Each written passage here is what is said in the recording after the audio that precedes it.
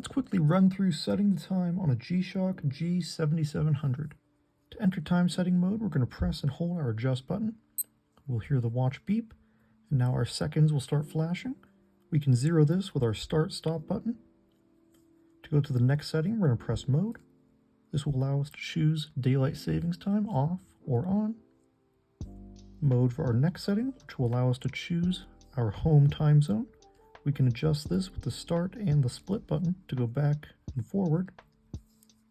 Mode for our next setting will allow us to set our hour. Mode for the next setting will allow us to adjust our minutes.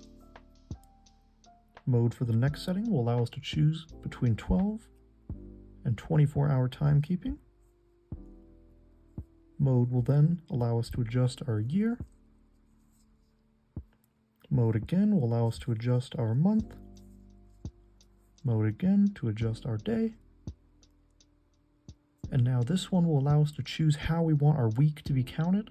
This is a little complicated to explain, but I'm going to put an overlay on the screen so you guys can choose which setting you'd like. Mode again will allow us to choose if we want our flash alarm on or off, which is the LT setting. Mode again will bring us to the CNT, which is our contrast, which is basically how sharp our numerals are going to display. And now if we press adjust once more, we can set our dual time zone. So this is going to be our default time zone, which is NYC. We can choose daylight savings time off or on. And to adjust which time zone we're tracking, we're going to press mode, and now we can choose which time zone we want to track. Once we're done with all that, we simply press adjust once more, and our time will be set. Thank you all so much for joining me in this quick time setting tutorial. I really hope that it was clear and helpful.